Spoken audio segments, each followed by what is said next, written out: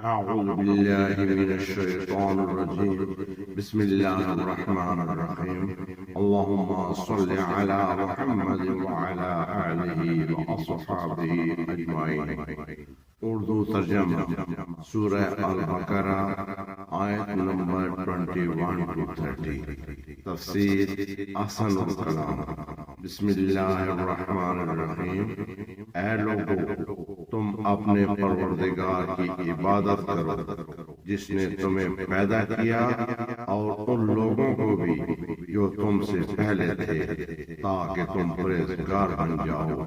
وہ رب جس نے تمہارے لیے زمین کو بچھونا بنایا اور آسمان کو چھت بنایا، اور اس نے آسمان سے پانی نازل کیا، پھر اس کے ذریعے سے کئی قسم کے پھلوں سے تمہارے لیے رزق نکالا. پس تم اللہ کے ساتھ شریک نہ ٹھہراؤ اس حال میں کہ تم جانتے ہو. اور اگر تم اس قرآن کے متعلق شک میں ہو جو ہم نے اپنے بندے پر نازل کیا، تو تم اس جیسی ایک صورت لے آؤ اور اللہ کے سوا اپنے مددگاروں کو بھی بلا لو اگر سچے ہو. بس اگر تم یہ کام نہ کر سکو اور تم کر بھی نہیں سکو گے تو اس آگ سے بچو جس کا ایندھن انسان اور پتھر ہے، اور وہ کافروں کے لیے تیار کی گئی ہے. اور ان لوگوں کو خوشخبری دے دیجیے جو ایمان لائے اور انہوں نے اچھے عمل کیے. یقیناً ان کے لیے باغات ہیں جن کے نیچے نہریں بہتی ہیں.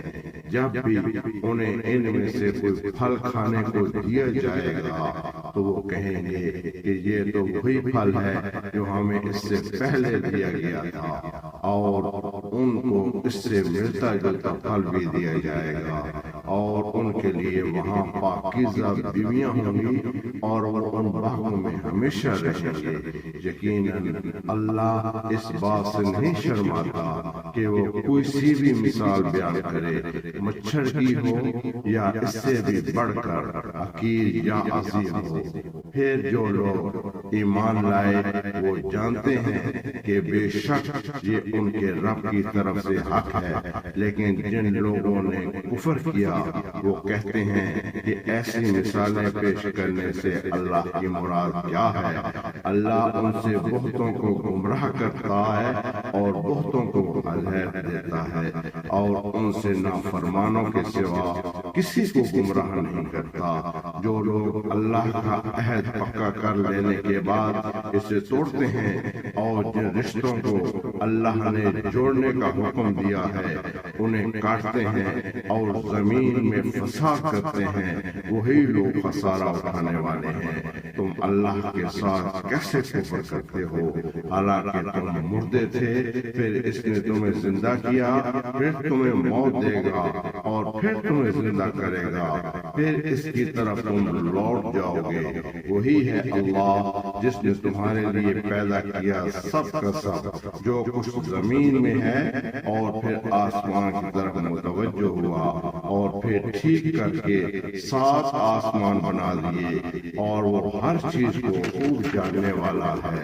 اور یاد کرو جب آپ کے رب نے فرشتوں کو کہا بے شک میں زمین میں خلیفہ بنانے والا ہوں، انہوں نے کہا کیا تو زمین میں اس کو بنائے گا جو اس میں فساد کرے گا اور خون بہائے گا؟